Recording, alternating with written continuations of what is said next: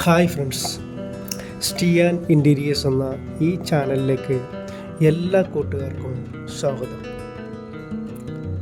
ഇന്ന് ഞാൻ നിങ്ങളെ പരിചയപ്പെടുത്താൻ ഉദ്ദേശിക്കുന്ന വിഷയം നിങ്ങളിതിനോടകം ചിത്രത്തിൽ കണ്ടു കാണുന്നത് തന്നെ ബുക്ക് ഷെൽഫുകളെ കുറിച്ചാണ്. ഈ ബുക്ക് ഷെൽഫുകൾ നമുക്ക് എത്രയും എളുപ്പത്തിലുണ്ടാക്കാം, അല്ലെങ്കിൽ എത്രയും ചിലവ് കുറഞ്ഞ രീതിയിൽ ഉണ്ടാക്കാം, ഏതെല്ലാം രീതിയിൽ ഉണ്ടാക്കിയാലാണ് ഇതിന് ഭംഗി കിട്ടുന്നത്, ഏതെല്ലാം രീതിയിൽ ഉണ്ടാക്കിയാണ് നമുക്കിതിൻ്റെ ഏറ്റവും ലോങ് ലൈഫ് കിട്ടുന്നത് എന്നിങ്ങനെയുള്ള കാര്യങ്ങളാണ് ഞാൻ ഇന്നത്തെ വീഡിയോയിൽ നിങ്ങളുമായി പങ്കുവയ്ക്കുന്നത്. എല്ലാവരും ഈ വീഡിയോ സ്കിപ്പ് ചെയ്യാതെ മുഴുവനായിട്ട് കാണാൻ ശ്രമിക്കുക. ഇൻറ്റീരിയർ സംബന്ധമായ എല്ലാ വിവരങ്ങളും ഈ ചാനലിൽ നിന്ന് നിങ്ങൾക്ക് ലഭിക്കുന്നതാണ്. അതുപോലെ തന്നെ ഒരു വീടിന് ഏറ്റവും അത്യാവശ്യമായ തടിപ്പണികൾ ഉൾപ്പെടെയുള്ള എല്ലാ വിവരങ്ങളും ഞാൻ ഈ ചാനലിൽ ഉൾപ്പെടുത്തിയിട്ടുണ്ട്. പുതിയതായി വീട് പണിയാൻ ഉദ്ദേശിക്കുന്നവർക്കും പഴയ വീട് മെയിൻ്റനൻസ് ചെയ്യാൻ ഉദ്ദേശിക്കുന്നവർക്കും ഏറ്റവും ഉപകാരപ്രദമാകുന്ന ഒത്തിരി വീഡിയോകൾ ഈ ചാനലിൽ നിന്ന് നിങ്ങൾക്ക് ലഭിക്കുന്നതാണ്. എല്ലാവരും എൻ്റെ ഈ ചാനൽ സബ്സ്ക്രൈബ് ചെയ്ത് എന്നെ ഒന്ന് സപ്പോർട്ട് ചെയ്യണേ. അതുപോലെ വീഡിയോ ഇഷ്ടമാവുകയാണെങ്കിൽ ലൈക്കും ഷെയറും നൽകിയേക്കണേ.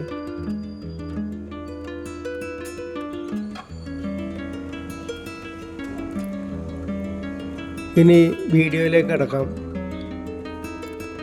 സാധാരണ രീതിയിൽ ബുക്ക് ഷെൽഫുകൾ പണിയുമ്പോൾ നമ്മൾ പ്ലൈവുഡുകളാണ് എളുപ്പത്തിൽ ചെയ്യുവാനായിട്ട് നമുക്ക് കിട്ടുന്ന, ഇന്ന് മാർക്കറ്റിൽ കിട്ടുന്ന മെറ്റീരിയൽ. ഈ പ്ലൈവുഡുകൾ ചെയ്യുമ്പോൾ നമുക്ക് ഇതിനകത്ത് പെയിൻറ് അടിക്കുന്നതിനേക്കാൾ ഉപരിയായിട്ട് അതിന് ലാമിനേഷൻ ഒട്ടിച്ചു കൊടുക്കുകയാണെങ്കിൽ അത് നമുക്ക് തൂത്ത് വൃത്തിയാക്കുവാൻ വളരെ എളുപ്പമായിരിക്കും. ഇന്നർ ഭാഗം, ഈ ബുക്ക് ഷെൽഫിൻ്റെ ഉൾവശത്ത് നമുക്ക് ഇന്നർ മൈക്ക, അതായത് വൈറ്റ് കളറിലെ മൈക്ക നമുക്ക് അവൈലബിൾ ആണ്. അതല്ലെങ്കിൽ നല്ലൊരു പുതിയൊരു മെറ്റീരിയലുണ്ട്, ഫാബ്രിക് മൈക്ക എന്നാണ് പറയുന്നത്.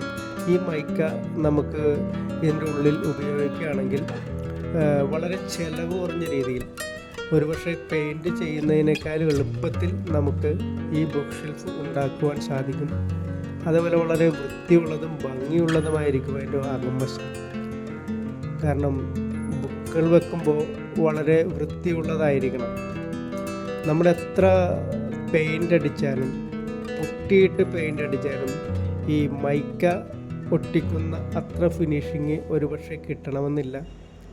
അതുമാത്രമല്ല, പ്ലൈവുഡ് പെയിൻറ് ഇളകിപ്പോകാനൊക്കെ സാധ്യത കൂടുതലാണ്. കട്ടിയിൽ അടിച്ചു കഴിഞ്ഞാൽ ഇളകിപ്പോകാനും സാധ്യത കൂടുതലാണ്.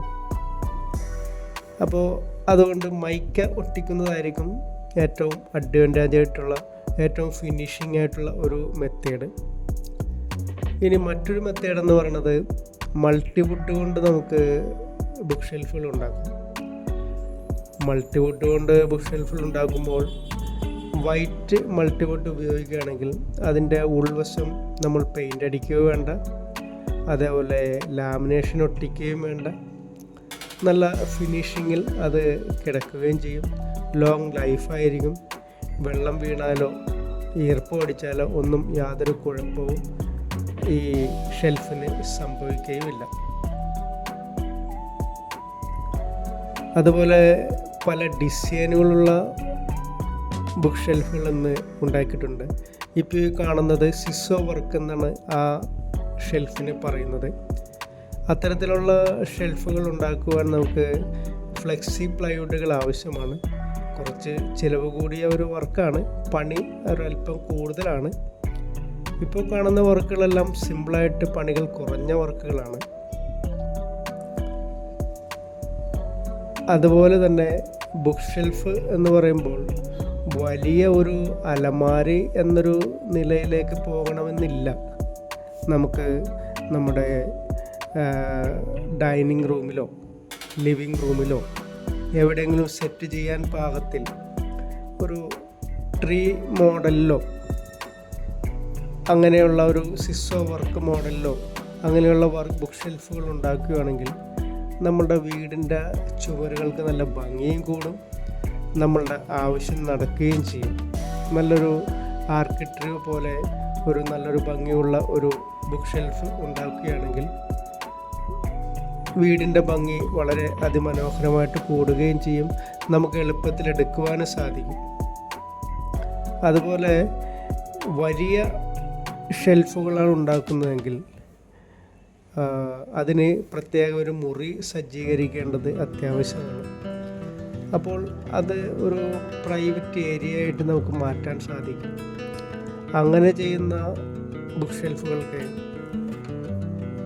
തീർച്ചയായും നിങ്ങൾ ഗ്ലാസ് ഡോറുകൾ കൊടുക്കുന്നത് വളരെ നന്നായിരിക്കും. കാരണം പൊടികൾ പിടിച്ച് ബുക്കുകൾ അഴുക്കാകാൻ സാധ്യത കൂടുതലാണ്. അപ്പോൾ വലിയ ഷെൽഫുകൾക്കെല്ലാം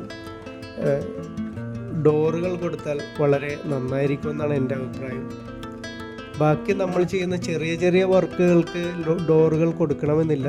അത് ഓപ്പണായിട്ടിരിക്കുന്നതായിരിക്കും കുറച്ചുകൂടി ഭംഗി. നമുക്ക് എപ്പോഴും എടുക്കാനും ഉപയോഗിക്കാനും സൗകര്യത്തിൽ ഓപ്പണായിരിക്കും കുറച്ചുകൂടെ ഭംഗിയായിട്ടുള്ളത്. അതുപോലെ റൂം സെറ്റ് ചെയ്യുമ്പോൾ നമുക്ക് അവിടെ ഒരു ഓഫീസ് ടേബിൾ സെറ്റ് ചെയ്യേണ്ട അത്യാവശ്യമാണ്. ടേബിൾ, ഒരു ചെയർ. അതുപോലെ ബുക്ക് ഷെൽഫുകൾക്ക് നമുക്ക് ലൈറ്റുകൾ അത്യാവശ്യമായിട്ട് കൊടുക്കുകയാണെങ്കിൽ വളരെ ഭംഗിയായിരിക്കും.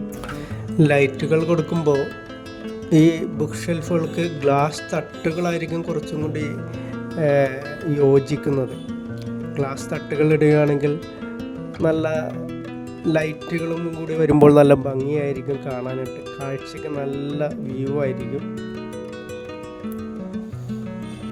അതുപോലെ പുറം സൈഡ് നല്ല കളർഫുള്ളായ മൈക്കയോ അല്ലെങ്കിൽ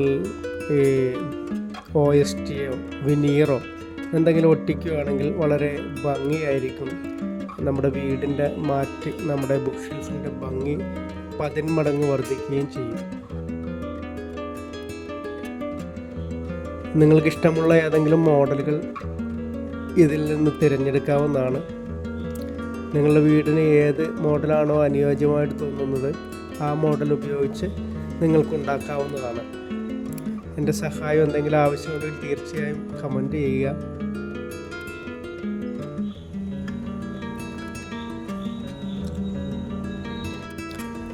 ഈ വീഡിയോയെക്കുറിച്ചുള്ള നിങ്ങളുടെ വിലയേറിയ നിർദ്ദേശങ്ങളും അഭിപ്രായങ്ങളും കമൻറ്റ് ചെയ്യാൻ മറക്കരുത്. എൻ്റെ ഈ ചാനലിൻ്റെ പേര് സ്റ്റിയാൻ ഇൻറ്റീരിയേഴ്സ് എന്നാണ്. എൻ്റെ പേര് സെബാസ്റ്റ്യൻ. ഒരു വീട് പണിയാൻ ആഗ്രഹിക്കുന്ന പുതിയതായി വീട് പണിയാൻ ആഗ്രഹിക്കുന്ന ഏതൊരാൾക്കും ഈ ചാനൽ ഉപകാരപ്പെടുന്നതാണ്. എൻ്റെ ഈ ചാനലിൽ വീട് സംബന്ധമായ എല്ലാ വിവരങ്ങളും, തടിപ്പണികളും, ഇൻറ്റീരിയർ വർക്കുകളും, എല്ലാ ഡിസൈനുകളും ഞാൻ ഉൾപ്പെടുത്തിയിട്ടുണ്ട്. നിങ്ങൾക്ക് എൻ്റെ ചാനൽ സബ്സ്ക്രൈബ് ചെയ്യുകയാണെങ്കിൽ എത്രയും വേഗം നോട്ടിഫിക്കേഷൻ ലഭിക്കുകയും ഈ വീഡിയോസ് എല്ലാം നിങ്ങൾക്ക് ഉപകാരപ്പെടുകയും ചെയ്യുന്നതാണ്.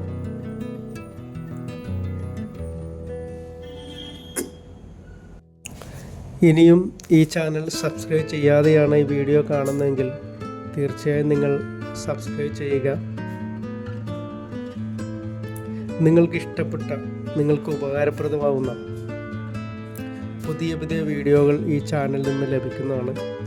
ഇൻറ്റീരിയർ സംബന്ധമായ എല്ലാ വിവരങ്ങളും ഈ ചാനലിൽ ഞാൻ ഉൾപ്പെടുത്തിയിട്ടുണ്ട്.